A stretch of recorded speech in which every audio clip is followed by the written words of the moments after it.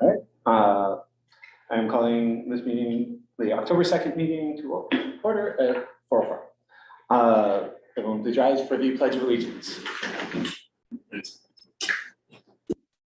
I pledge allegiance to the flag of the United States of America and to the republic for which it stands, one nation, under God, indivisible, with liberty and justice for all.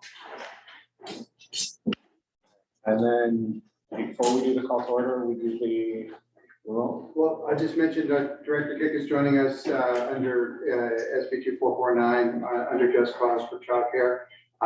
She's going to stay on video through the meeting. We're good. Perfect. Okay. Then roll call. Okay. Vice Chair Branning. Here. Director Brown. Here.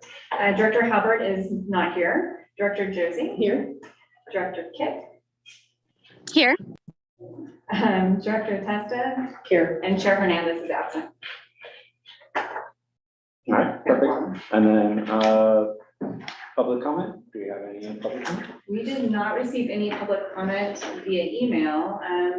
There's nobody here in the audience, but let me see.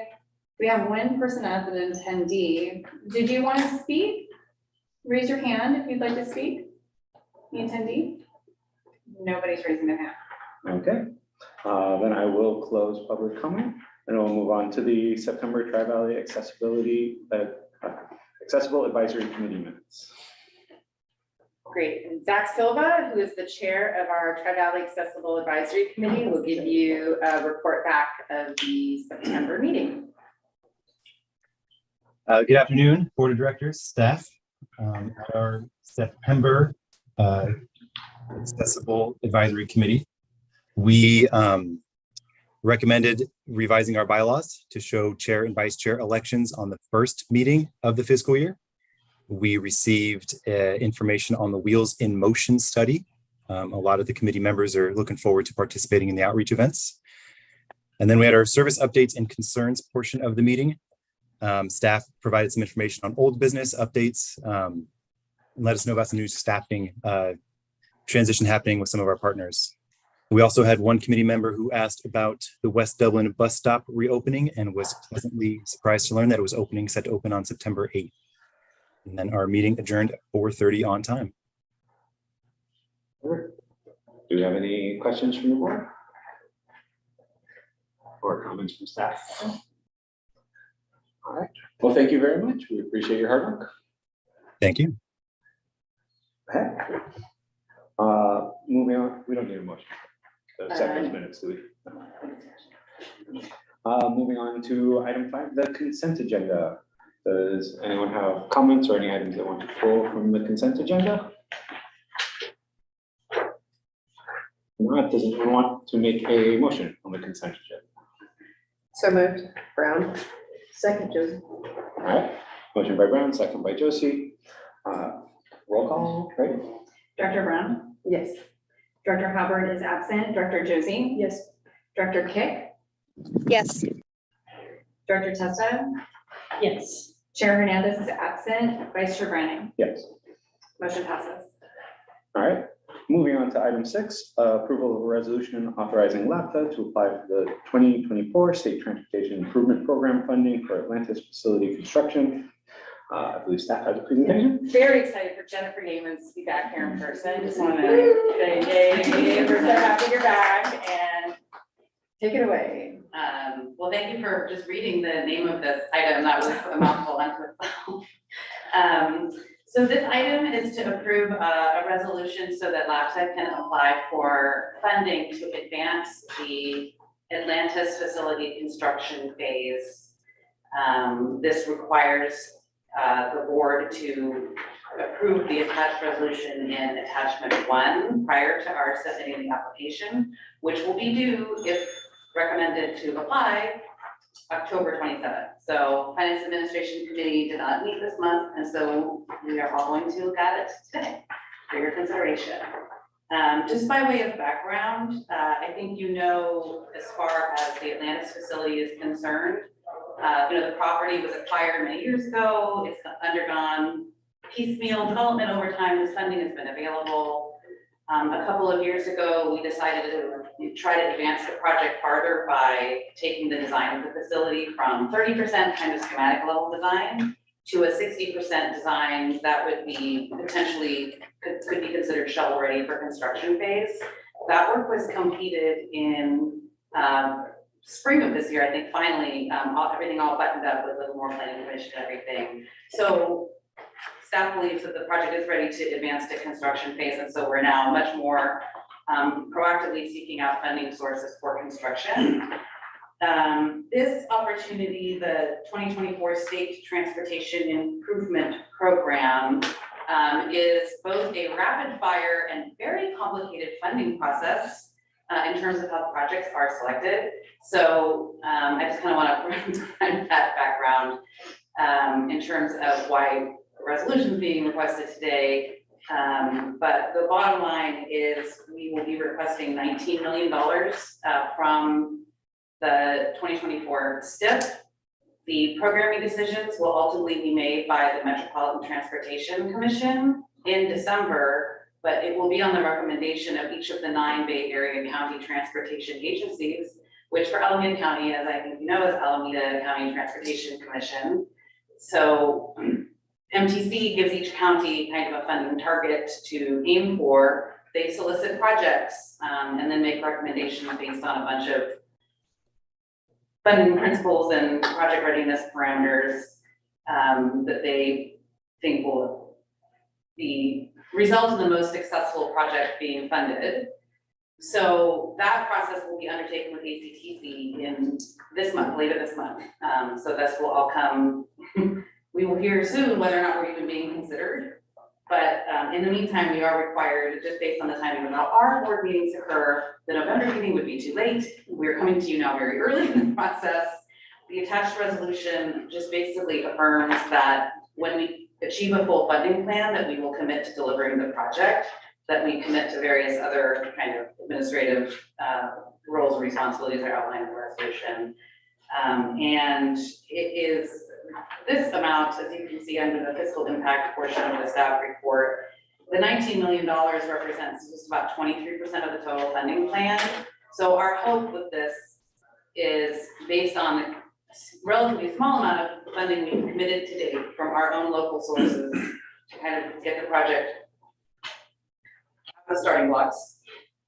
We would then be able to add additional funding commitments to make us then considerably more competitive for bigger state and regional pots, and federal pots down the line that are discretionary but also highly competitive. So that is sort of the background of the nature of this request today and where it is heading next. But all you have to worry about today is approving Resolution 25/2023, authorizing us to apply for $19 million in 2024 STIP funds.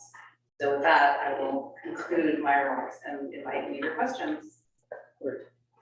I just have one. The report was very comprehensive. I appreciate it. What do we think our chances are? Ballpark, I'm not going to hold you to anything. Do we think we have a good chance at this? Because it sort of feels like all the dominoes hinge on. I don't want to point fingers at anyone in this room, but I myself don't sit on the Alameda County Transportation Commission. Certainly, certainly. But that being said, I believe that our advantages are this project's environmental readiness. There are a lot of environmental phase blockades that are being kind of moved out to the side for projects exactly like Atlantis because of the nexus with our zero emission fleet transition and the timing of that. As I think you're aware, the California Air Resources Board's Innovative Clean Transit Rule will require us to begin purchasing at least part of our fleet to be zero emission buses in 2026. That's the requirement here. By 2030, it will be 100%, and we have large bus purchases planned for those out years. Buses that we don't replace then are in service now. They will be aging in place. You can think of it as. So we do need this new facility in order to support this new fleet. And so this project is uniquely positioned to take advantage of some of those administrative streamlining now. Right. That answers your question. Yeah, and I have two additional questions, which you led into both of them. One is, have we, I mean, staff prepare talking points for the people that are, on this board that also are on, ACTC, some of whom are in the room, some of whom are not. I'm seeing head nods, and that's good enough for me. We are just kind of figuring out how and when all of these recommendations could even be daylighted. So I think stay tuned for that. I think once we do know, regardless, the item will come to the commission. So I believe, our local stakeholders should be aware of the need. Right. But this particular funding opportunity comes along every 2 years. And it's kind of just a big regional discretionary multimodal mishmash pot. So it's a bit of a scrum, but at the same time, it's a good time for projects that are well positioned to take advantage of the funding source and the timing can be successful. Excellent. And then the last follow-up question that I have is, I'm sure you have a plan for us that will be coming soon. That's a contingency plan if we don't get this piece of funding, yes?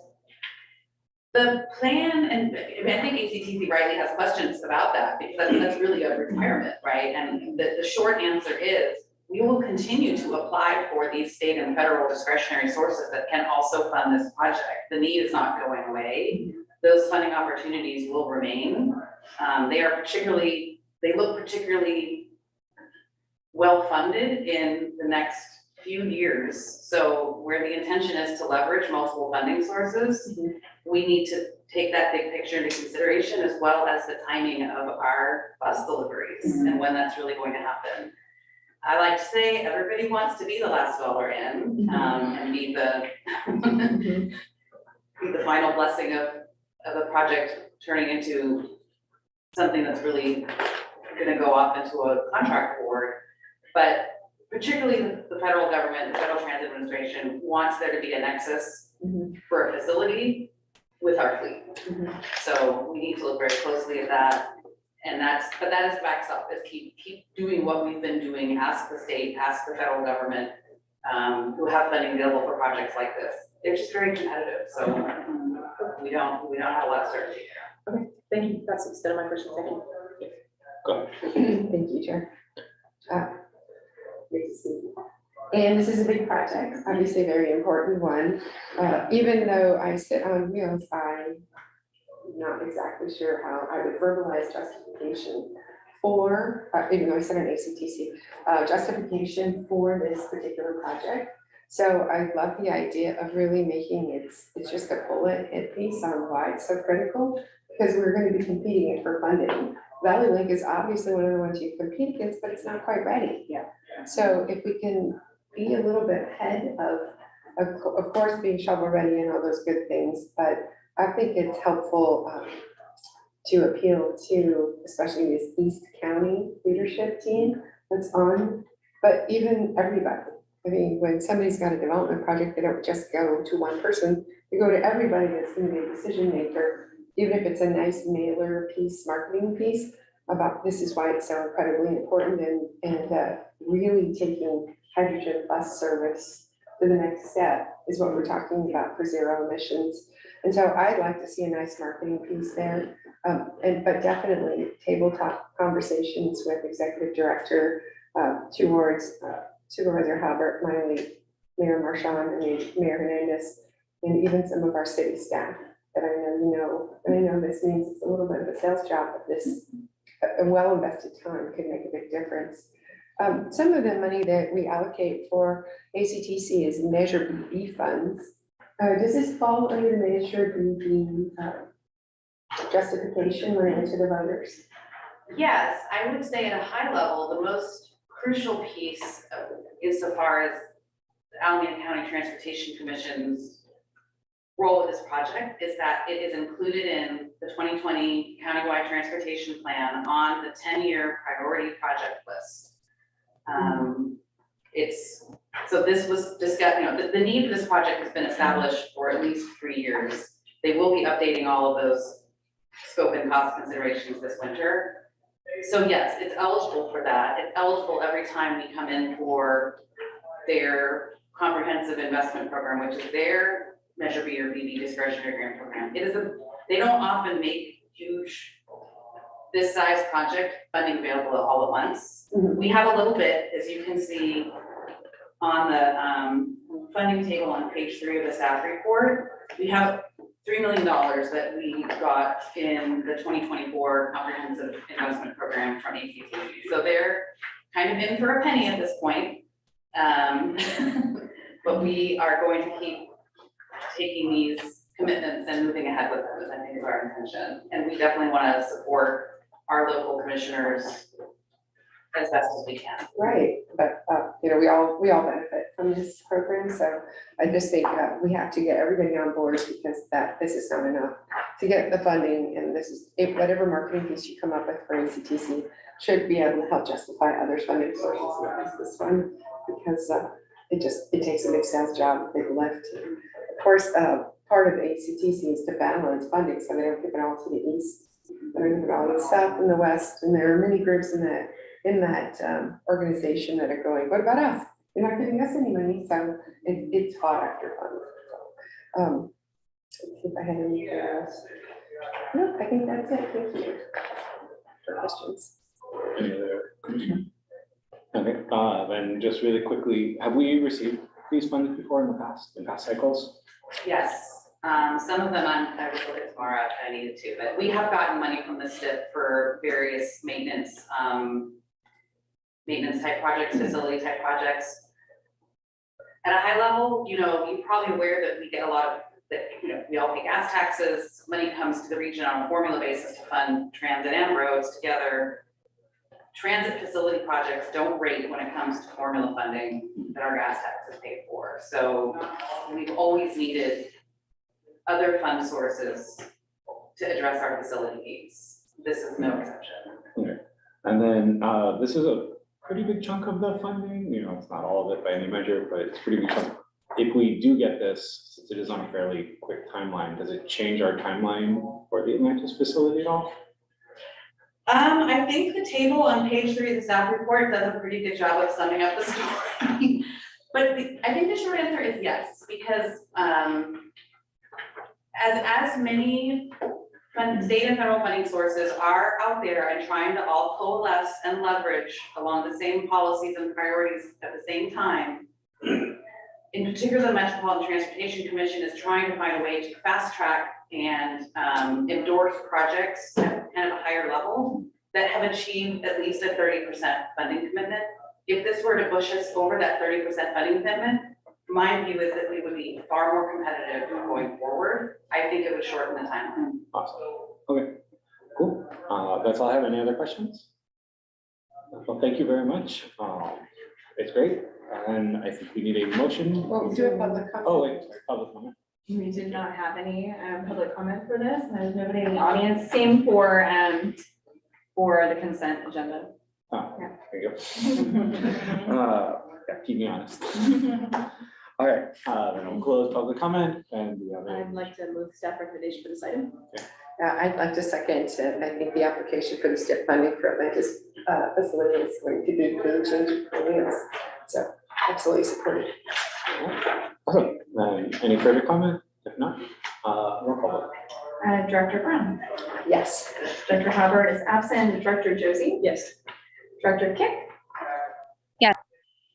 Director Testa. Yes. Chair Hernandez is absent and Vice Chair Branning. Yes. Motion passes. All right, awesome. Thank you and good luck. Next up, item 7, fixed route passenger satisfaction survey. All right, I'm gonna ask for the clicker if you don't mind. Is that okay? Yeah, did you want me to? I should have a Yeah. PowerPoint. Yeah, I'm just gonna bring it up.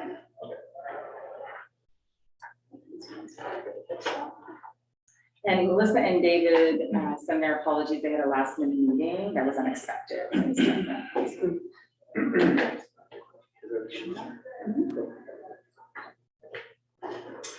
Okay, well, good afternoon, everyone. Today I'll be giving a very brief recap of our 2023 fixed route customer satisfaction survey.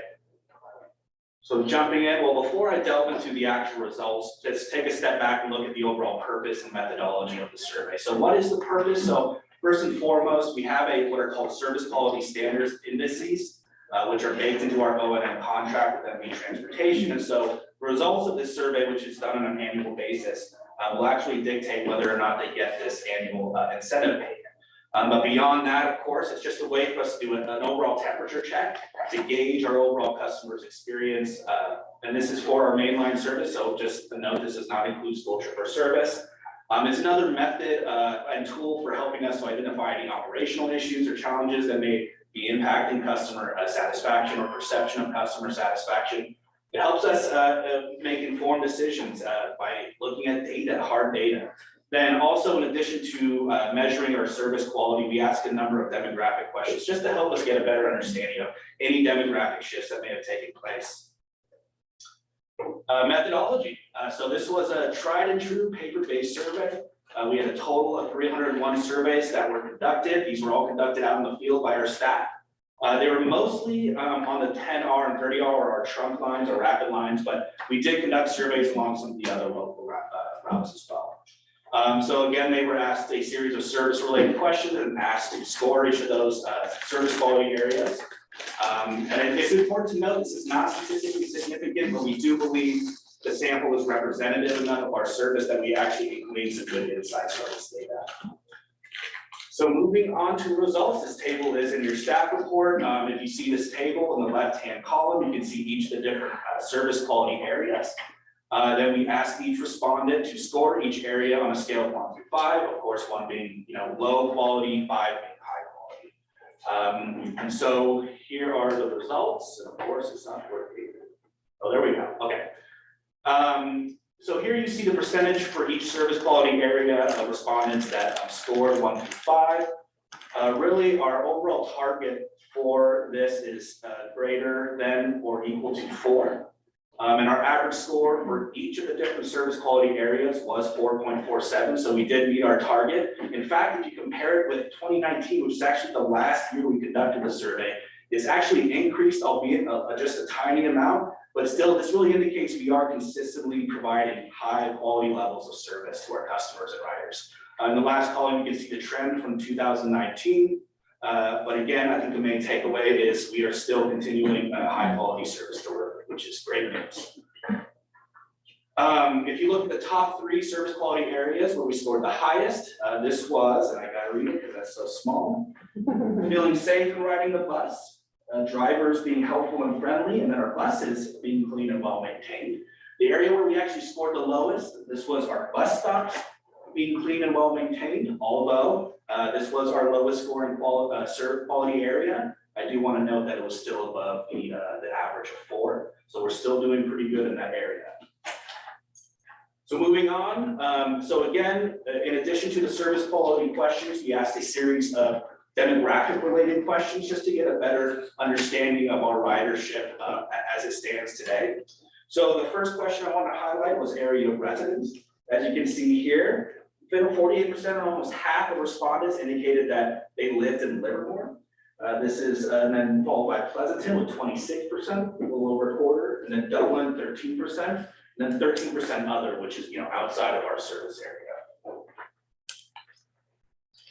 The next demographic question we asked was, what was your level of income? And so this was actually a pretty surprising one. We found that an overwhelming proportion of respondents or our riders, almost 70% make $50,000 or less, which is that is low income. And so this is higher than 2019. And so what this tells us is we still have a large, overwhelming proportion of transit-dependent people, more so than we used to. And so it is critical that post-pandemic, now that we see this demographic shift, we really start re-engaging with our riders, with our customers, to see what do they want the service to look like. And that's exactly what we're doing with Wheels in Motion, which Chrissy will be touching on in short order. Age, we found this to be a pretty normal distribution here, although again, it's not including school trippers. If you added in the school service, I'm sure this would be 50% younger folks. And then this one was quite insightful as well. We asked them, what was the purpose of your trip today? So a large portion, of course, at work, they were commuting to their job. But one thing we saw was shopping was actually much higher than it has been in previous years. So believe it or not, a lot of folks are taking our buses, whether it's the outlets or Stonebridge or whatever, going out and shopping. And then of course, school, which I'm assuming would be the 10 and 30 or most of our Livermore students. And so I believe that is the last slide. So I'd like to open it up for any questions. I would just ask you to speak to one of the comments from the Projects and Services Committee about any differences between the cities, the different response rates between the 3 cities. Yeah, so we actually did a breakdown of the scoring quality table by different cities, so Dublin, Pleasanton, Livermore. We didn't really, it's all highlighted in the staff report, but we did not see anything, any major differences between the cities and how they responded to different service quality areas. So I just wanted to add that that was a comment that was brought up in our PNS committee, and so we did do that breakdown. Then, so I don't forget, I'll open it up to public comment first. We don't have any attendees through Zoom. I didn't receive anything via email, and there's still nobody here in the public. Then I'll close public comment and turn it over to the commission. Does anyone have any questions, comments? I'll wait for people who haven't seen it before, ask their question. I've seen it before also. Do you have a question? I do. So did I understand correctly? You said the school trippers were not included in this. They are not included in this report. They were actually scored and tallied separately. We're still kind of refining the results of that, and we can, you know, maybe send it out or do something, but yeah, they are not included in these results. Okay, and I didn't quite catch it. You did it then separately. Well, yeah, so we conducted a survey separately, and then we tallied them separately, and we actually, those take a lot longer to kind of refine and sort through. So we do have the results, but they were not included in this report. Okay. And we'll see that one. I don't think we formally added it to an agenda. We but haven't, definitely- but we can definitely Yeah. bring that back to the full board. Absolutely, Thank you. of course. Or at least just send us the report. Yeah. Okay, I'll go next. So you stated that MV is tied to a contract that was new to me. So there, the results is there a number that MV needs, and what is that? I don't know the specific number. We have not done this since 2019. So I don't think we've actually done an incentive payment for this since then. Is that correct? I believe that is correct, since we haven't done it in 20 years. I don't know the exact number, but I could get back to you. But yes, we have a provision in the contract that states as a result of this, depending on, if they get that 4, Mhm. that average score of 4, then they get some kind of It's like incentive. a $500 or $1,000 This bonus. is the drivers or the company? This is the company. Oh, $500. Well, It's not as the whole substantial. company. Tomorrow may be able to correct They me. might have a case. There's several, there's accidents, there's customer complaints, there's mechanical measure, I mean, there's a whole index of factors in which we evaluate. So when the bonus is paid, some of it goes to the company, but the rest is given to drivers and mechanics. There we go. There's a split. Oh, and you gotta have that, right, Julia? You guys get some too? They do too. So it is divided, so they have an incentive, and I'm gonna be honest, like, if we're taking a little while to tally, someone will let us know, hey, Christmas is coming up. Yeah, that's how to think of my Christmas, because they've gotten a bonus every year I've been here, just the amount. So it probably is 4. It probably is the ranking of 4.0. Right, and there's a whole bunch of stuff in there, so it adds up, and it ends up usually being a decent chunk of money. Great. Okay, thank you. Second question, shelters. As I drove here, I went past an unsightly shelter in the Hacienda Business Park. And I know it was an item to be discussed. I don't know which shelters they're referring to, but we do have some that are plastic and they have stains on them, whether it's paint or something. Could be, I just hate to hate envy to be dinged for something that Hacienda in our case, City of Pleasanton. Then my last question is regarding grant funding, since you stated that most of the riders are transit dependent, even though it's not statistically significant. My question is if anybody in the room is aware that that could open us up for additional funding because we are serving those that need the transit. I would say, and I mean, Jennifer can step up to the podium, but I think any data that we have that we can point to speak to the demographic of the ridership being low income, I think that can prove to be very meaningful in grant applications. Since we don't have concentrations of poverty in the Tri-Valley, we tend not to score as high as we could in those grants. But yes, I think this is great data. It's also aligns with many other transit agencies who are seeing a higher percentage of low-income riders post-pandemic as your typical white-collar commuters are able to telework. Right, but I love the term transit dependent, because that means they really do need us. And so I like that. Okay, those are my questions, thanks. Can I just dovetail on that? So are the students identified as, because they are low income without their parents? I thought that they could be used as. So we do split up the students and our fixed route riders. Sometimes students don't know how much money their families make, so we don't find that data as reliable, but I'm not sure I would use the student demographic data as indicating financial need because they live with their parents. But we're talking the passes. Household. Remember, It's not how some qualify for passes. Oh, sure, yeah. So that. And so if I'm understanding the question correctly, the families of the low-income kids would qualify for the passes.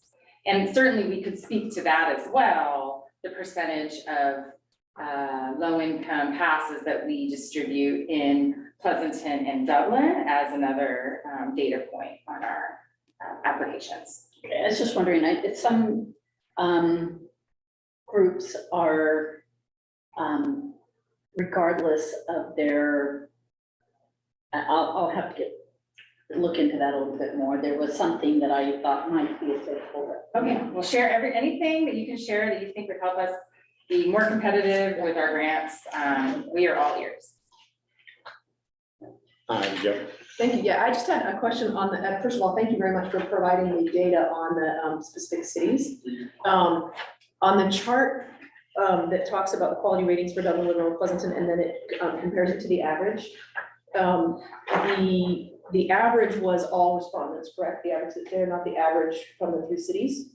That's correct, all respondents. Right. So I just wanted to point out that we don't include in this particular column, we don't break out the people that said they were not from any of the 3 Tri-Valley cities.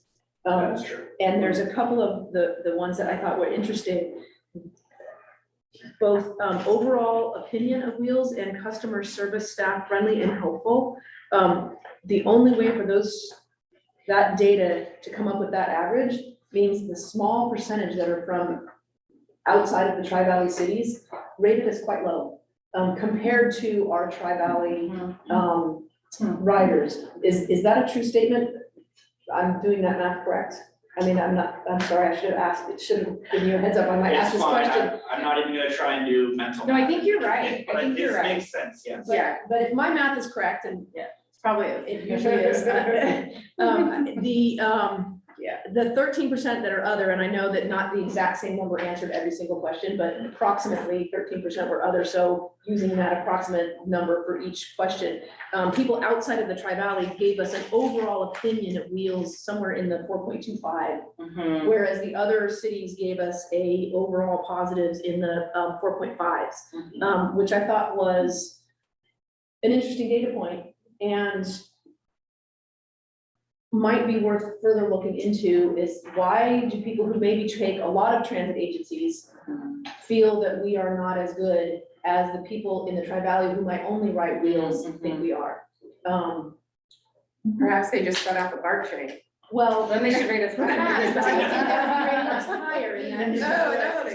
Right? So, yeah, I'm wondering if it's spilling over because they have an overall impression of riding the bus in general, because they're bringing other rides into it or whatever. And sort of the same was true for customer service response. It was also somewhere in the 4.28, I think, for other. So something that might be worth delving into to find out why that is. And we'll look at our numbers too, just to make sure. we Yeah, didn't make an yes, error. always check my math. Yeah, Yeah. no, it's, yeah, we'll check that. That's Yeah. great. That's a great catch. I think in the other categories, it was somewhere within the range of the other, of the Tri-Valley cities, but for those 2, it seems Which is interesting because as you encounter people who say ride AC Transit, I encountered many of them at the Splatter event. They're like, your buses are so clean, your Right. buses, your operators are so nice. You Right. tend to get those accolades. So And yeah, yet, it is a little and for all of the individual categories, with the exception of the customer service one, they rated us fairly highly within all the other categories, but then they gave us an overall number that was lower than anything else. And also, it looks like Dublin residents are harsh critics, and I don't know why. Your bus stops aren't clean enough. So anyway, I appreciate the breakdown, it was more interesting. Commissioner Kick, do you have anything? Then, yeah, I appreciate the data. It's always nice to see that we're doing a good job, and the numbers bear out that we're doing a great job. I would say I do have some concerns on the amount of focus on 10R and 30R. I think, they are our most, as far as I know, at least they are the most written of the lines we have. But I do think it's important that we focus on some of the side routes to make sure we're getting, I don't know if it, actually, maybe you could speak to, did this have a representative percentage of roughly aligning with 10R and 30R about that many? I don't think it was very representative of the actual ridership, if that's what you're asking. Yeah.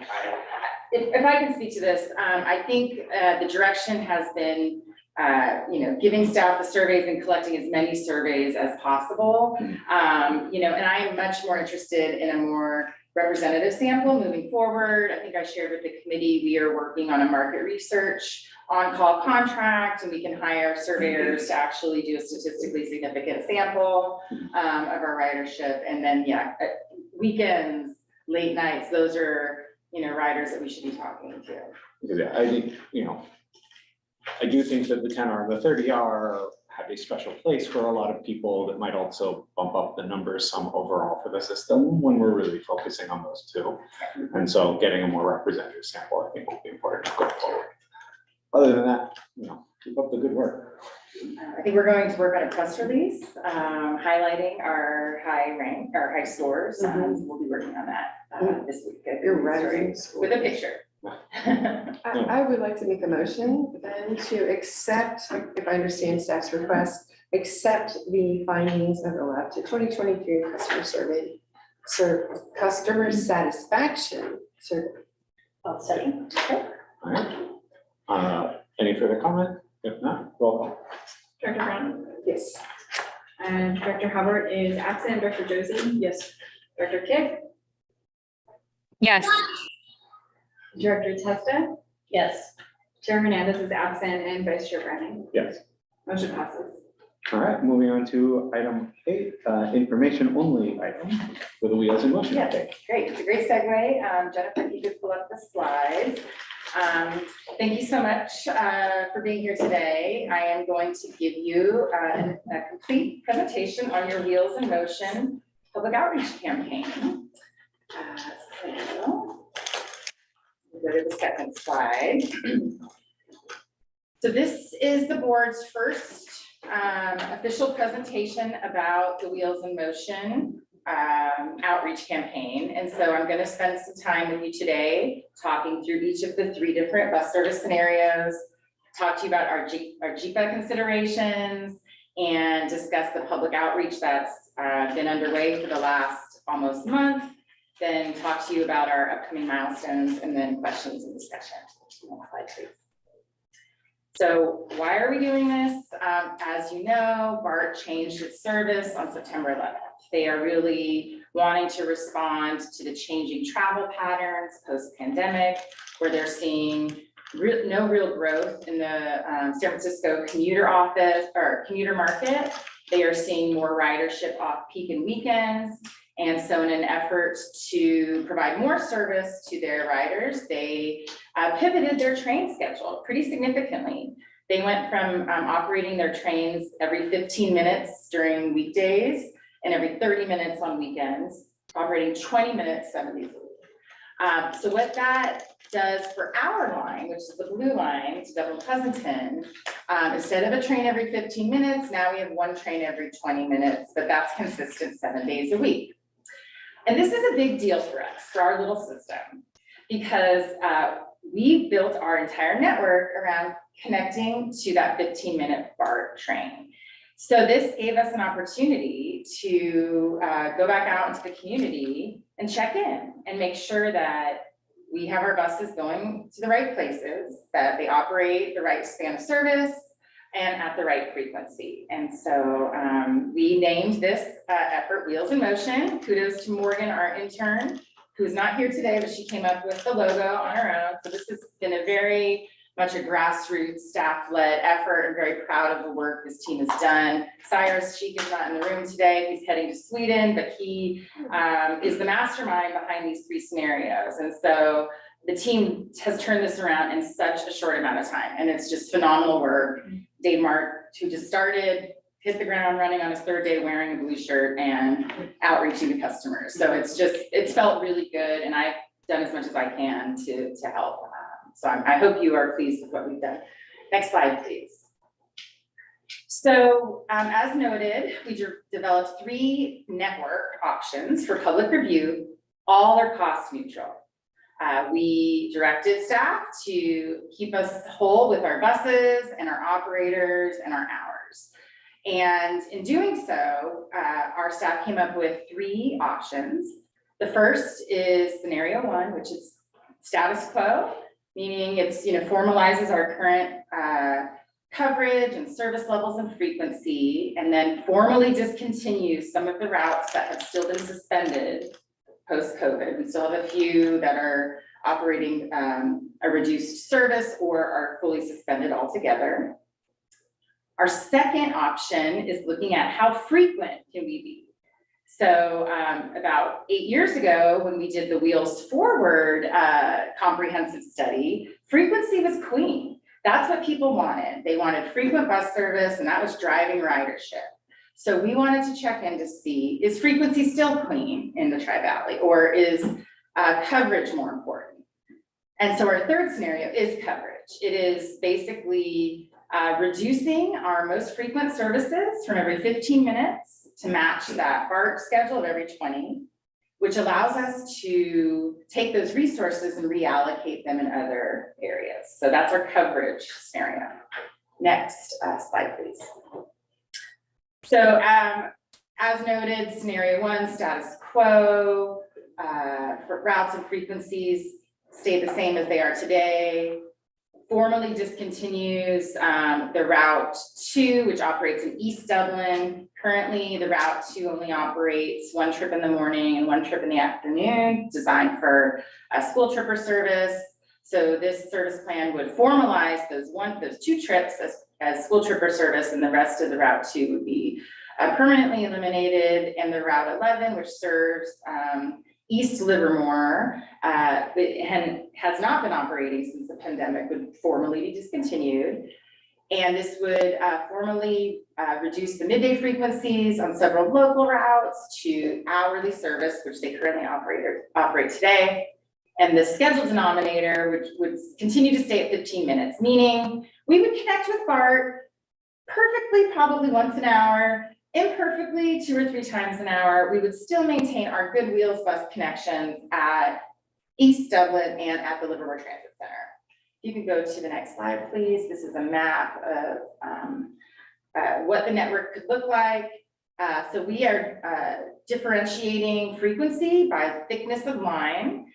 So your thickest lines, your 10R, your 30R, are your most frequent service at 15 minutes. Your blue lines are your 30-minute service in the peak periods, and your green are every 60 minutes in the peak. This is a map of just the peak only service. There are corresponding service levels for midday. We did not create maps for the midday service levels, although those are articulated on our website and in this survey. Before you go, 70 Rs going every hour?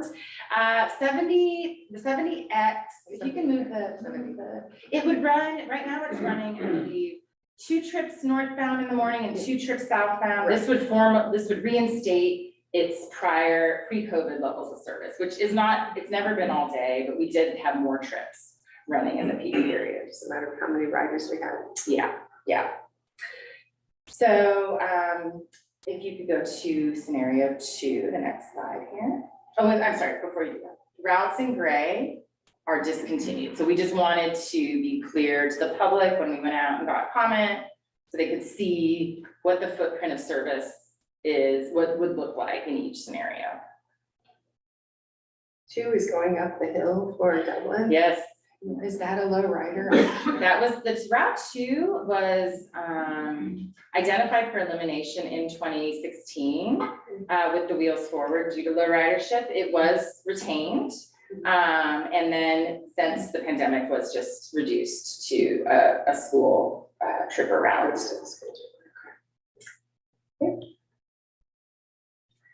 So scenario 2 is how frequent can we be? So this scenario increases your rapid routes to every 10 minutes. So basically you're connecting to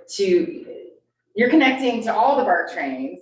So, you're coming in every 10 minutes on both routes. So you're ample opportunity to connect to BART. But because we're adding service to your core routes, it means that there's a trade-off. And so in this scenario, we would be reducing your local routes, 1, 3, 8, and 14 to operate every hour.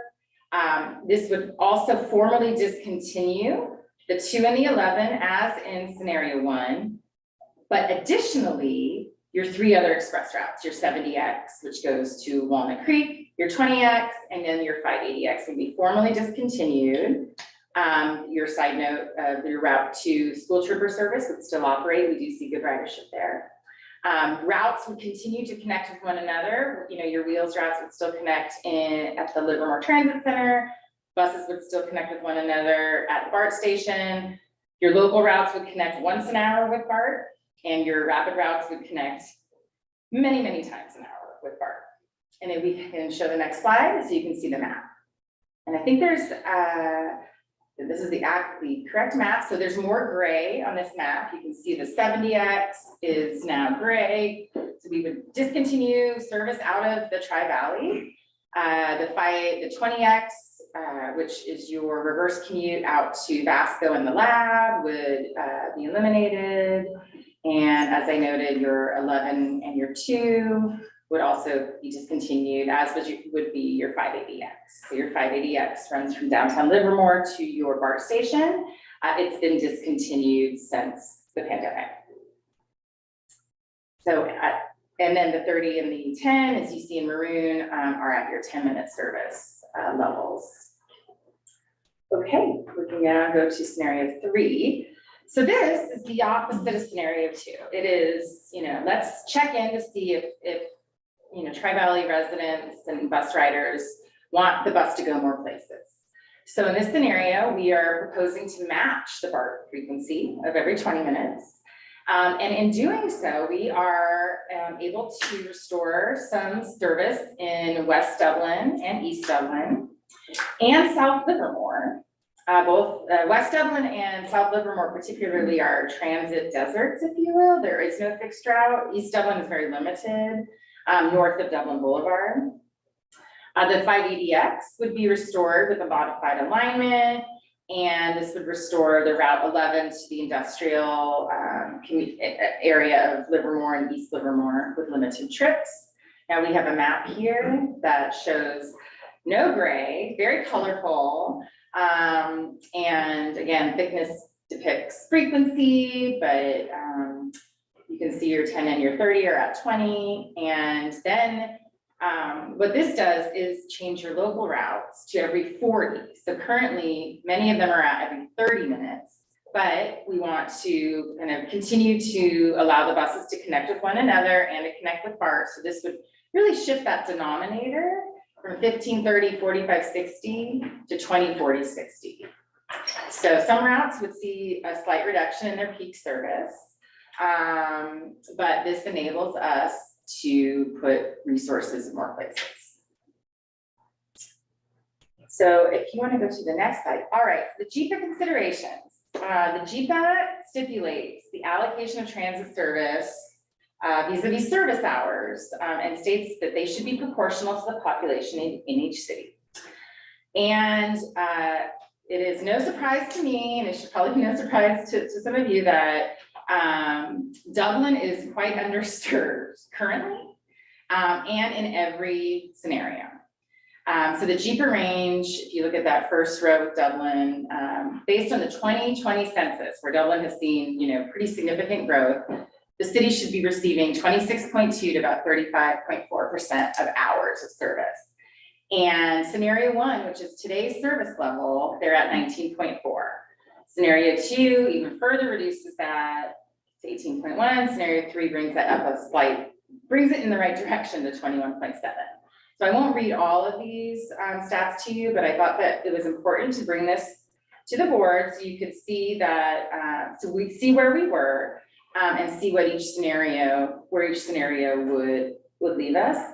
I do want to note, I had staff do a calculation of percent of buses in each jurisdiction, because hours are one thing and peak buses are very different. So Dublin does not have a lot of regular service, but does have quite a bit of school service, as does Pleasanton.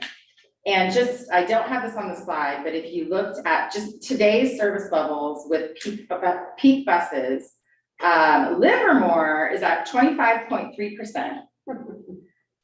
Dublin's at 30.5%, and Pleasanton is at 44.3%.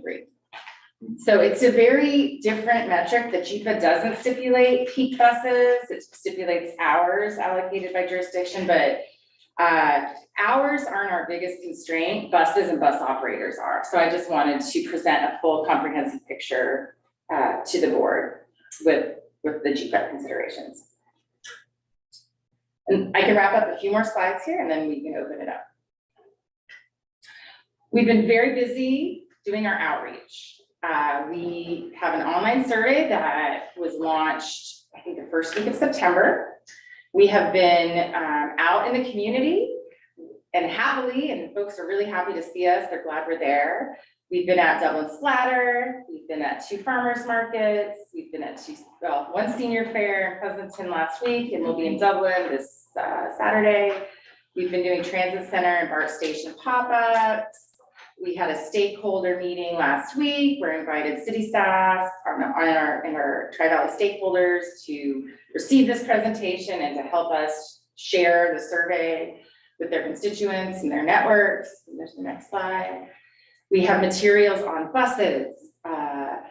We have what we call car cards with a QR code that passengers can take a picture of, and that links them directly to the survey.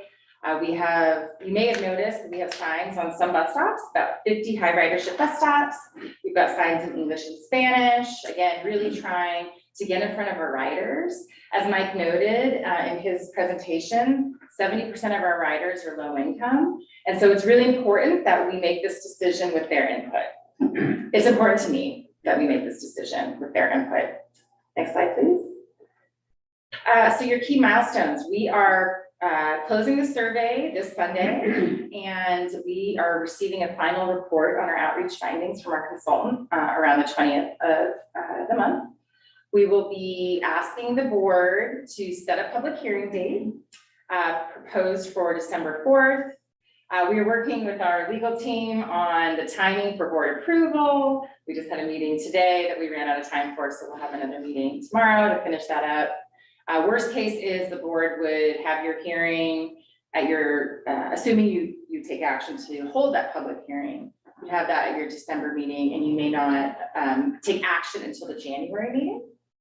And we would be very excited to go live with your new network as early in 24 as possible. We are already out of sync with BART, given that BART changed their schedule a few weeks ago. We're monitoring our complaints.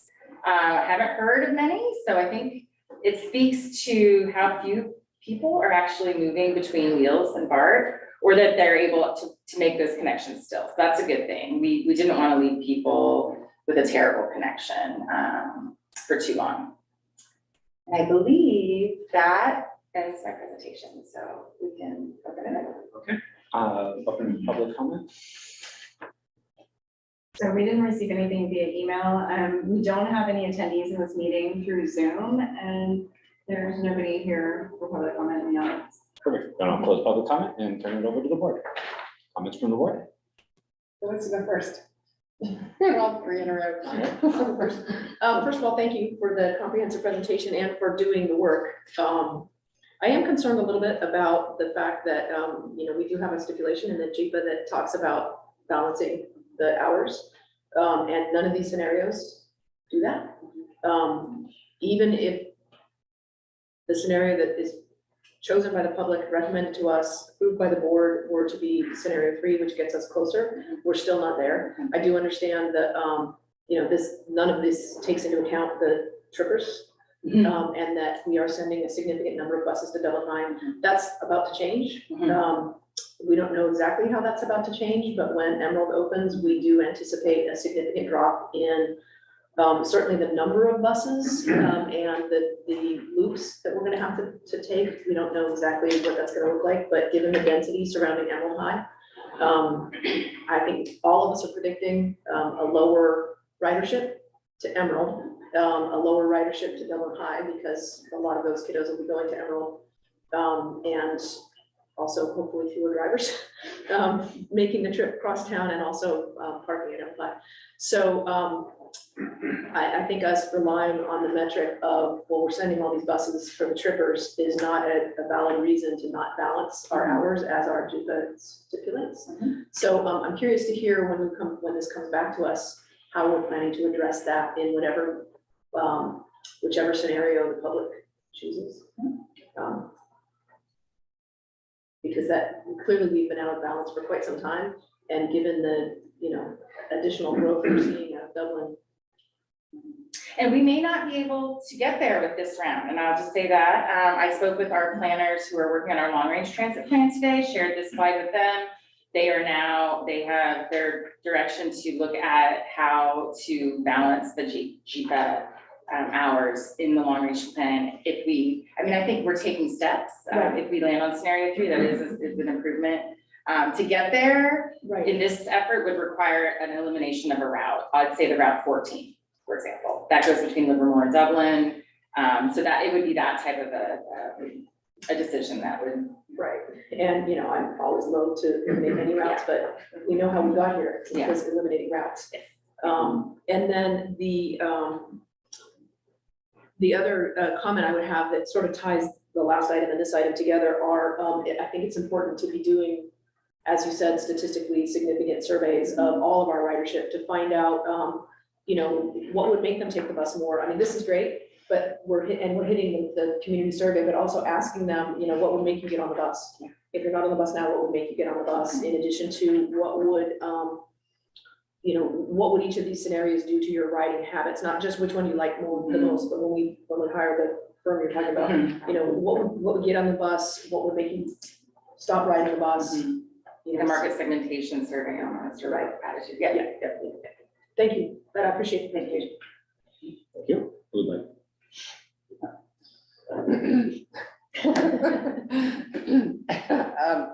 Lots of good data.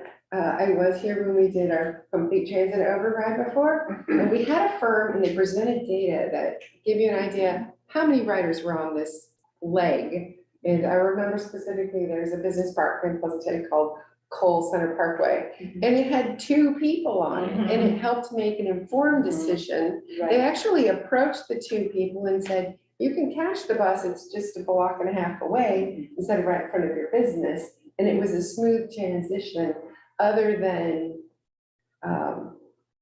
generalized changes. For me, I want to make this be based on data and eliminating routes, if that's your route, can be a big deal to somebody. So I just want to make sure we take a step back and we use, I forgot the firm, but It was Nelson Nygaard, Nygaard, and they're doing our long range plan as well. Yes, Yeah. that Nelson Nygaard is the one that helped us with the planning decisions. And that's why we kept 70 going up 680 forever, because there was actually a lot of riders on it. Right. And so we might not be riders and we might not know people, but it was that connection to BART to get north and people were using it. We struggled with, let's just get them to San Ramon and let them take something in Contra Costa County. Maybe that's an option, it's a 2-seat ride, but 1-seat rides are luxuries sometimes. So I'd like to have a little bit more Before you make route changes, I just want to slow it all down and make sure that we actually know how many riders are on these routes that you're considering eliminating. And it's fine if you want to narrow it down to 3 choices, but before those actual route changes occur, I'd like to know that. If I recall correctly, Dublin also, I think the school trippers are an important part of service to the area for the JIPA. And I read in the paper that the new high school won't open this year. No, it'll open next year. Yep, so it won't even open for another year, Well, less than a year, but. September, not this- August, it's so. not- It's not this correct. 9 months. Oh, it's not gonna do it this year. Anyway, my understanding is it's gonna be for school year next year, if I understood that correctly. So that is a ways away when we're making decisions. No, we don't do this frequently, but I think that needs to be taken into consideration because we're making assumptions. Do people that live here want to go to this school? Do people live here want to go to that school? Especially to finish things out. You could live near Emerald New High School and say, I want to finish my high school at the other school, and then we're shuttling them still. So Nobody's transferred. just a whole lot of questions. I know I got an expert right here beside me. It's I'm taking going notes. freshmen, then freshmen, sophomores, then freshmen, sophomores. So nobody that's like a current freshman at Dublin High is being assigned to Emerald for their sophomore year. Okay. When we used that Uber Lyft option, that was heavily used by Dublin. And these are all things that, in my opinion, need to be taken into consideration. That the JIPA, however it was worded at the time, we never envisioned these Uber Lyft options. And we certainly never envisioned how popular the school troopers could be as they are in Pleasanton and Dublin. So those are to me things that are really important to take into consideration. I'm certainly no attorney, as our attorney knows, but I would just like to see them be a part of the scales when we're balancing all this out. And then when you had, Chrissy, sorry, executive director, used the term that sometimes you time it just right for BART and sometimes it's close. Well, I don't know what close means because I was on BART last week going to ACTC in Oakland and the BART train was slow. It's because 3 police officers did a search, yeah. At least they did a search, but unfortunately, it meant that I had to wait 18 minutes at the next stop because I missed my 20-minute headway, right? So 18 minutes is a long time, 5 minutes is not, 10 minutes is different. So I would want some real information because I don't see anything wrong with waiting 8 minutes, but 18 seems like a long time. So what is close and what is exactly on time? May I ask a question and for clarification? So what I'm taking away is that whatever network that we are recommending to the board, that we include all the data about how many riders are currently using the service, if we are proposing something be eliminated, and that we speak to how, what the connectivity to BART and that wait time would be in the service option that we are recommending. Okay. We're 10 minutes. I know that this board would make a decision if 10 minutes is reasonable. Sure seems reasonable to me, because by the time you walk up the stairs and so forth. But I'd like to see something that puts all the variables on the scale of balancing. Okay, yeah. I don't know, Michael, I don't know what you feel about the JIPA, but if you're providing a service primarily to one city, whether it's Livermore, Pleasanton, or Dublin, and that's primarily in that city, I think it should be a part of the scales to balance. I think we can look at that. I'm not sure there's an exception in the JIPA for school tripper. I mean, I don't think it's excluded from the analysis, so I think, I Right. don't know if you have the numbers. Well, no, I mean, Cyrus isn't here, so I don't want to misspeak, but We'll come back, but I think it's a good point, and I think we can look at that. It should And be then there. again, just to give the board different metrics, and you can all decide. Right, because this one looked shocking, because obviously Dublin was underserved. yeah, And then you say, well, Livermore has very little school trippers. right. So that throws the whole balance, Yeah. the scales off. But that, what is it called, the Uber Lyft? Sorry. It's now Go Tri-Valley. It Go was Tri-Valley, Go thank you. Dublin, and then for that too. Actually, it was Wheels in Motion, I really like. That was the whole point. That was the whole point, was Eliminated. because Dublin was Yeah. underserved, and Yeah. so Go Dublin was supposed to help with that. Yeah, and, Okay. yeah, Yes. that's exactly it. But certainly the hours that the school troopers are running should be. Yeah, and I believe that they are included in that, but they're so small. I mean, it is one school tripper runs 45 minutes. Riders or you? They run all day. Your route 10 and your route 30, they run dozens of hours a day, and your school troopers are highly productive, short trips that are resource intensive. If they were in Kentucky, they could be going to midnight. Oh, no. That disaster. So those are my feedback. Thank you. Thank you.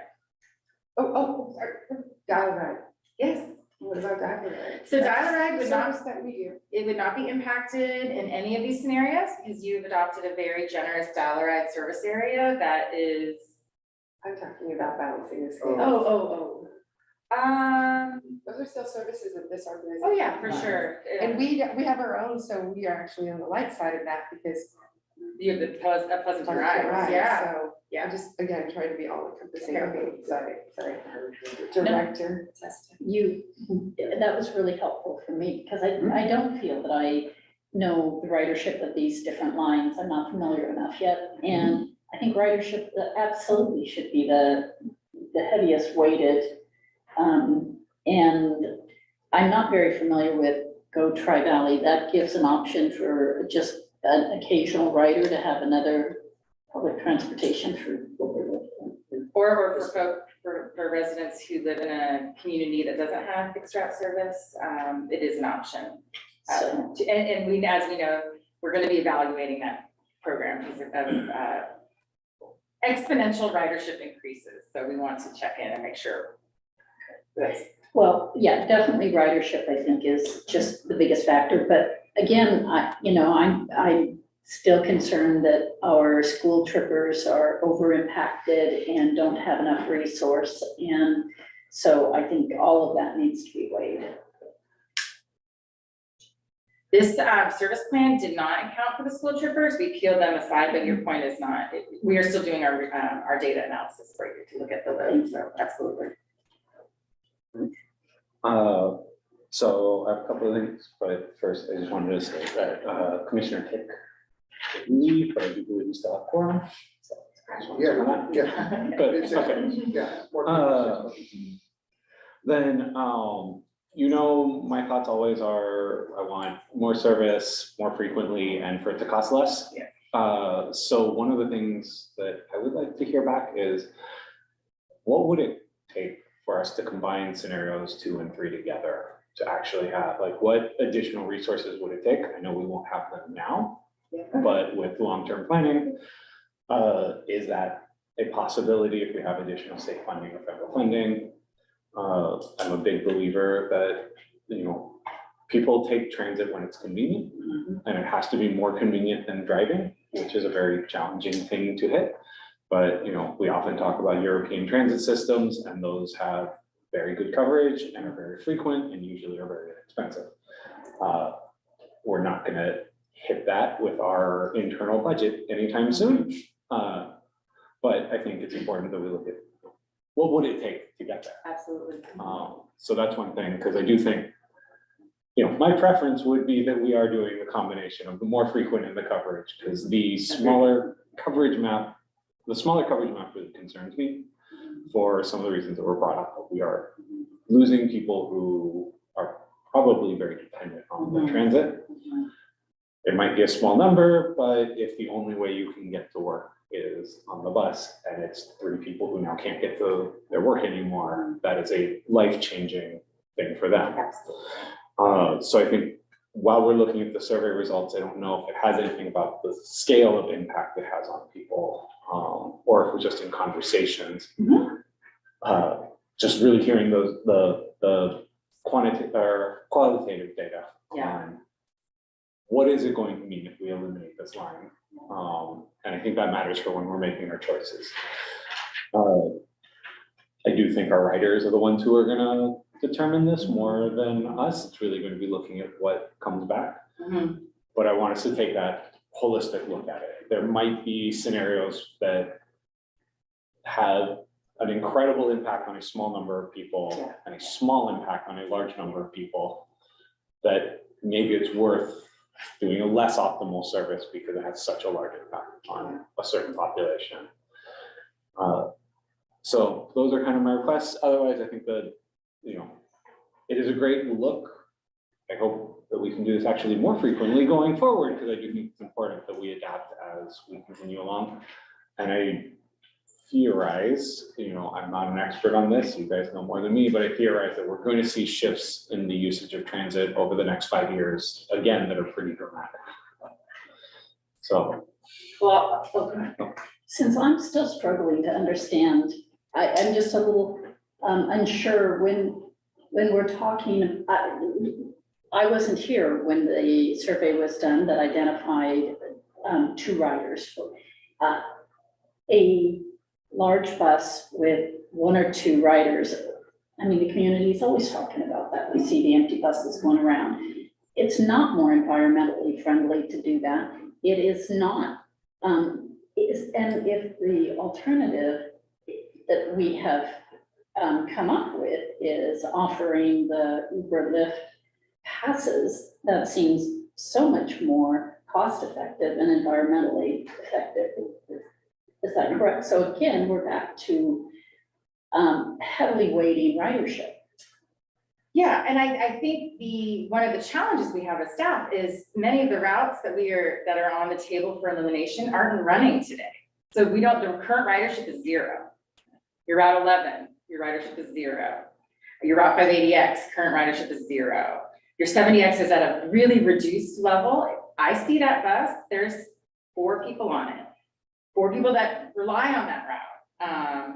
Your 20X, very limited service. So we don't have, it's a little harder than what we did a few years ago because we had real granular data in present time. And here we are, that's why we're trying to connect with the riders, and we've definitely heard from folks. We don't, scenario 3, I'll share with you, is leading the pack with responses. It's only one piece of the equation, but folks don't seem to like to see the routes proposed for elimination. That's the feedback I receive when I've been doing the outreach. But yeah, it's tough because we're also, you run a risk if we do scenario 3 and we restart Route 11 and you restart your 580X, they could be empty buses. And yeah, so that's why we also have to do this more often. We will restart our regular service planning cadence that has been kind of on pause for several years. And I know we're going to farmers markets, you went to Splatter, we're doing all of this public outreach, and we are reaching people who don't necessarily ride bus. And we are asking them which of these scenarios looks good to you. And if you don't ride the bus all the time, you're very altruistic and you say, well, people that ride the rapid, they can ride that frequency can be 20 minutes instead of 15 minutes in order to let all these other people have their routes. All these other people that, get coverage once an hour where it's not super convenient, and they say, I'm not waiting an hour for the bus, I'm gonna take an Uber or I'm gonna take a whatever. So my concern is that we are getting a whole lot of people saying that the scenario 3 is the right idea, who will never get on a bus. And we did a great job of getting live people on the 30 and the 10 and some of these other routes to take our qualitative survey. Do you think the bus stops are clean, and all of that? And we got good responses. Are we doing the Wheels in Motion survey? I mean, I know we put cards up in the QR. We're not doing it in person on buses. But it might behoove us to send a couple people out there and saying, please take this Wheels in Motion survey, please, please, please, because I want to make sure that we're surveying actual riders for our Wheels in Motion survey, because the last thing I want to do is have a whole bunch of people that feel really good about the fact that we're bringing back routes that nobody's riding, right? Where we've just reduced our frequency for the people who really are riding. I mean, I think that the real feel-good thing is, let's bring back routes, but if we don't bring them back at the frequency that is necessary to get people on them, we're gonna bring back a whole bunch of routes of empty buses. I really appreciate that comment, because I and staff can attest to this. I said, we have for me to feel good about this, we have to talk to riders. I want to talk to the community, but we need to talk to riders. As of last Wednesday, 60% of people who filled out the survey reported that they were a current or very recent rider of Wheels. So I think that to me gave me a thought, like, okay, we are communicating with our riders. We have been doing pop-ups at the transit center and at BART to be out there interfacing with our riders, because you're exactly right. Folks, when they're surveyed, they often are very altruistic. And but I will say that speaking with actual 30 and 10 riders, they're like, yeah, we don't need to be more frequent to BART. Every route, the intent of the rapids at every 15 minutes is to connect with every BART train. At every 20 minutes, they still accomplish that. And are we anonymizing the data, obviously we're anonymizing the data, but are we able to disaggregate the data so that we would be able to tell as a group, people who say they are a rider, as a group, this was their Yes, response. yes. People who say they are non-riders, so Yes. that we'll be able to see if there's a huge disparity Yes. and The crosstab we can do, yes, absolutely. And I will make a note to have that included in our recommendation. because if everybody that rides says they want scenario 1 and everybody who doesn't ride say they want Yes. scenario 3, that's a problem for us. It would be a problem for me too. I think, go ahead. There's a little add-on, so, okay, I ride the 10R, which is between Pleasanton and Livermore, and they have no idea about the 70 that goes up to Walnut Creek. So it gets complicated, right? I thought about frequency. But just it gets complicated, but so what I was going with this is the businesses that were using the 70 are in Hacienda, Mhm. James Paxson, doing those outreach to the businesses is what we did at one time to connect BART. Hacienda pays a fee, and then everybody that's in Hacienda gets to take the Wheels bus for no cost, right? It's included in their fee. So going back to the large businesses that are in that area and going, is everybody upset not losing 70 or the time changing to the frequencies of BART? Just a little bit of an outreach to the businesses that have historically used it, and even business park owners and developers and the big businesses that are in Dublin and Livermore. And what would it take for your folks to ride these buses? Just a little bit different outreach, because if I'm a school trip where I could care less about 70X, I'm just exaggerating, but 10X, they don't care about 70, and maybe nobody cares about 70. Then we have eliminated it, and they're not squawking, so I guess it's okay, but anyway, I just wanted to say how complex this is, and I see how it just, it's challenging. Have we sent the survey home with the parents? Did we do parents where, I mean, I don't know what the other school districts use, but did we send a message home through the school district to, hey, we've got the survey going out about the bus system in general, take our survey? We have in Livermore, but we can push that out in Pleasanton and Dublin. We can ask for. The parents know, hey, the bus service might be expanding or might not be, that might be good information for. Yep. It's also a good advertisement. Yes, everyone's been wonderful who we've spoken to. We had a stakeholder meeting, James Paxson joined last week. He's also pushing it out on his channels, and Stephen Dunbar was awesome. He's very engaged and he helps push it out. So yes, but great suggestions, great feedback. I think the cities could do that too. And they did. We're working on and you guys are really good at this, about doing texting to people. And really starting to use social media, partnering with the cities, because we have a lot of members. All 3 city managers actually attended my stakeholder meeting last week virtually. So that was wonderful. I was very happy to see that. And your staff too.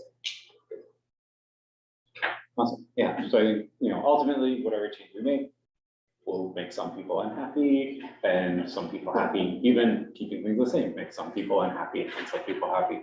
So you have quite the challenge on your hands. I do think it's always possible that the final outcome is something that's not any of the 3 we have, and we find bits of the data in there that really point to, oh, we need, we want the more frequent routes, but we want to keep the 70X, for example, or something to that effect. We might find that as we're going through the data, so we should keep an open mind on that front. I do think, for me, and I don't know if everyone else would agree with this, and I'd like to get opinions, is I think having the information also disaggregated by city, because we might see things where, say, residents of Livermore who are often traveling a longer distance are much more interested in frequency and coverage, while residents of Dublin really would like to see more coverage because they're not getting much right now, and so it might also, I know it could potentially bring politics into this, which is not something we want to do, but I do trust this board to look at the data and say, oh, this sorts out that maybe it isn't one of the 3 scenarios we have, that it is some hybrid where we look at some changes, because we might see the different cities, I think, do have some different needs, and we might see the data bear that out or not. I know We we share share two spots. BART stations and we don't right now, right? Yeah. So that could be the same. So like, I'm making an assumption, but I would assume that a lot of the 30R and 10R riders, particularly for BART, are coming from Livermore, but. Or East Dublin. Or East Dublin, yeah. So, but that's an assumption. I don't actually have any data for that. And MTC is doing their OD survey, which is they do this every 3 to 5 years. It's statistically significant. It's an origin destination survey. It's on board. We asked them not to do it in September. We didn't want to confuse them with confuse our riders with Wheels in Motion, but they will be conducting the survey in October, and it's great data. So I'd be happy to share that once. Yeah, we have a bunch of data nerds, so the more That's data you okay. get out of You're this, the better decision. warming my heart. I love it. I love it. But this is an art as much as it is science. So. Okay, with that, is there any further comments? All right, moving on to the executive report. Okay, so I'll try to breeze through this quickly since we're almost at 5:30. Your fixed route ridership keeps going up. That's wonderful. We are at 70% of pre-COVID levels of ridership. Eat your heart out. Yes, already that's exactly right. We're seeing year-over-year increases, which is wonderful.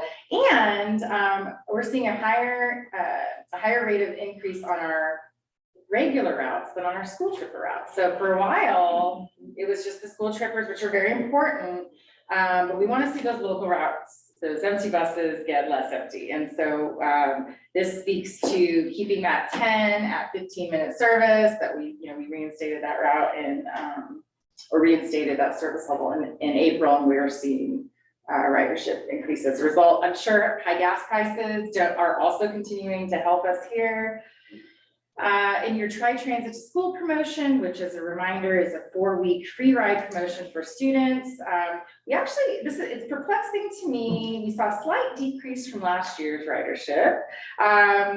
I like to blame everything on humans, which is not always nice of me, but we do ask our bus operators to manually key in these rides, and when they have a crush load of students, sometimes that data collection may fall by the wayside. Nonetheless, it's still great. And I think I shared with maybe the Projects and Services Committee, we had higher ridership after the Tri-Transit promotion ended. So that was perplexing, but. Which makes us think even more that perhaps we weren't capturing every student that was taking. Yes, yeah, and parents might want to drop their student off for the first, few weeks. We will be issuing a press release about our Tri-Transit, also highlighting the Alameda County student pass, and that's and its availability. I think Mayor Brown, that was a comment that you had, wanting us to highlight the Alameda County student pass program. So I'll be working with David on a press release there. And in the same vein of schools, we continue to monitor our school tripper routes. I know, we are watching our loads. We're also watching out for safety concerns. And we've been working really closely with City of Pleasanton staff on addressing some issues that we have in the field. For example, buses having a hard time turning right when parents are lining up everywhere around a school. And I'm an offender of my daughter's school in San Ramon, but we've received permission or the city will be working with us to extend some red curbs in Pleasanton, adding in some lane striping. And we actually received approval to remove trees at Dublin High. The city has said okay, Maureen has said okay, the school district has said okay. This would be removing some, they're not healthy trees. They are presenting a safety issue for our bus drivers. And so we are moving along on that project, so. We already did trim the branches, right? Yes, yeah. Moving to finance and administration, your staff had a wonderful team building workshop about a week and a half ago. We hired Insight Strategies, that is our executive coaching firm. They're also under contract to do 3 team building workshops with your staff. So we held the first workshop at the regional meeting room in Dublin at City Hall. We focused on team building activities, getting to know one another, communication, and building a positive culture. There will be 2 more workshops this fiscal year. I was at the Zero Emissions Bus Conference with Chair Hernandez in San Diego last week.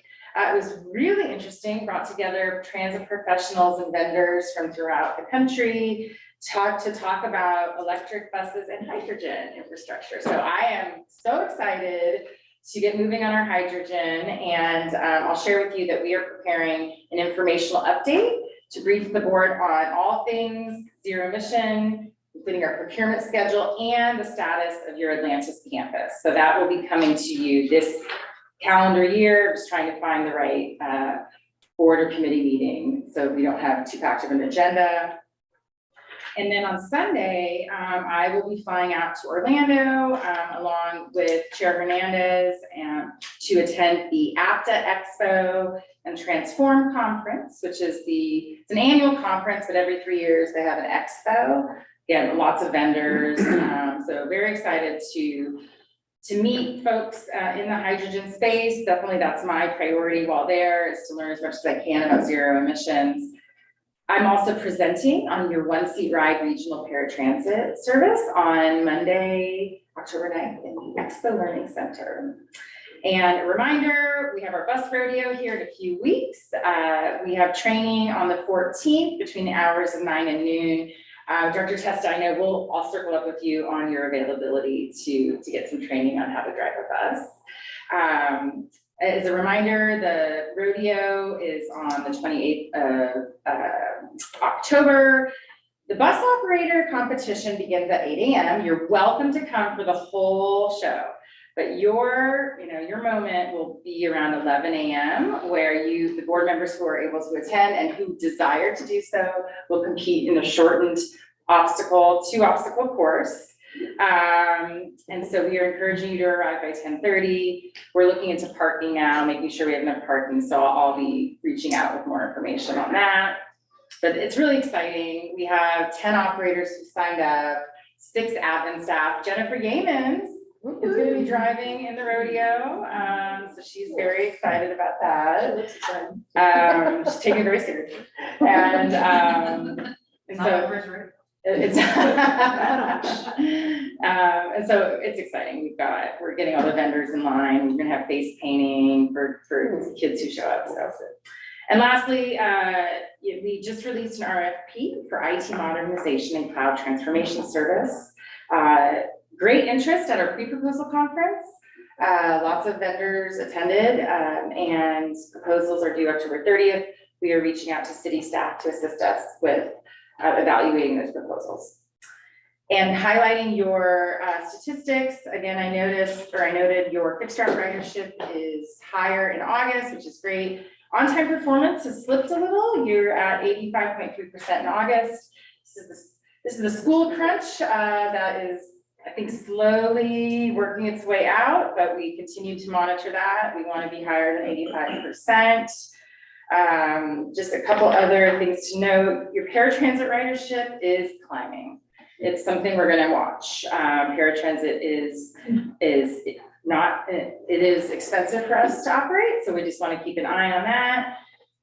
And your Go Tri-Valley also keeps going up, and so we are continuing to work with our partners. We've had some meetings. We had a meeting with Uber. We are scheduling one with Lyft to talk about the future of this program, some evaluation, some data we'll need for our evaluation, and also to make sure they're not doing any marketing on their own for our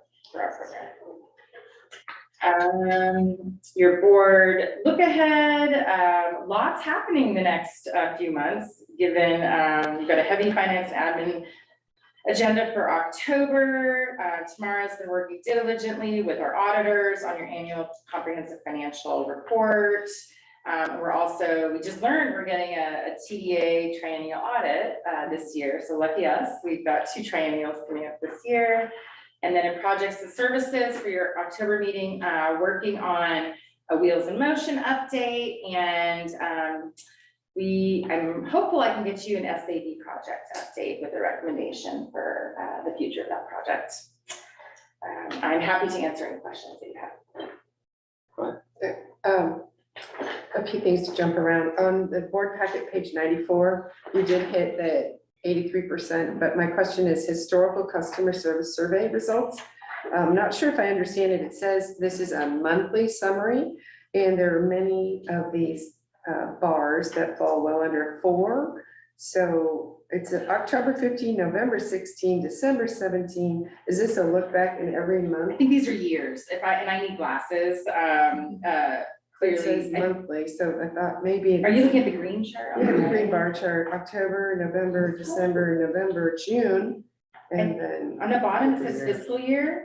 So I think that's, I think what we can do is not have different months listed. I think we should have the same That's what I month. think. Yeah, so Yeah. well, thank you for noting that. But that also shows December in 2021 significantly below 4.0, so I'm just a little surprised because that wasn't, I know we're not talking about this year, but we compared it to last year, Yeah, 2022. yeah. If 2021 was really at 3.8 or something, that's interesting. I think, and I recall, we just had your paratransit customer satisfaction presentation earlier this year, and I can't recall them, I think your marks were high, This is so. this is just. This is paratransit, yeah, on page 94 is your It's just paratransit. paratransit. In your, on page 93 is your overall satisfaction by fiscal year. But again, it does, I'm noting now, it stops at 2019, so I think we need to update these charts Right. for. That'd be great. So I will- And then going further, my question for Go Tri-Valley monthly trips. This has been indication, Mike wasn't quite right because the numbers continue to rise. Yeah, when is this gonna go to projects and services? You're working on it, which I am appreciative. Yeah, But we need to have a call. my goal, well, I've communicated to staff that they'll start an evaluation on the program by the end of this calendar year. So we have a lot of data now. It just takes some data mining. We have a very bright intern who is going to help us with that. So I'd like to bring a recommendation to the committee in the early part of the new year, Okay. if that's acceptable. Well, it's on the list. That sounds great for me. Question for the attorney. We had Zach calling from a remote location. Was that the Heritage House? Was he calling in from a He's a specific? consultant. He's a board member. Well, he's not a board member. I mean, he's not a member of this body. He's like a staff So he can report. call He in can call in. from anywhere. Okay, that's good to know, even though he's calling as a TAC member. Doesn't matter. Okay, just checking. He's not a member of this. And board. then I'd like to have a discussion sometime. We don't really have a problem with this board, but some boards do, about opening it up to public comment for people who aren't in the room. So I do think agendize it or something. Okay, all right. Okay. Thank you. That's it. It could be you, Rose, too. Whatever, I'm trying to avoid some of the difficult situations Yeah. and still leave it open to the public. So whatever that looks like. Okay, trust you. Any other comments on the executive director's report? Okay, then moving on to matters initiated. So I got one from. Any other matters initiated by the board or by staff? Seeing none, moving on to the next meeting date is scheduled for November 6th, 2023, and we are adjourned. Nice job.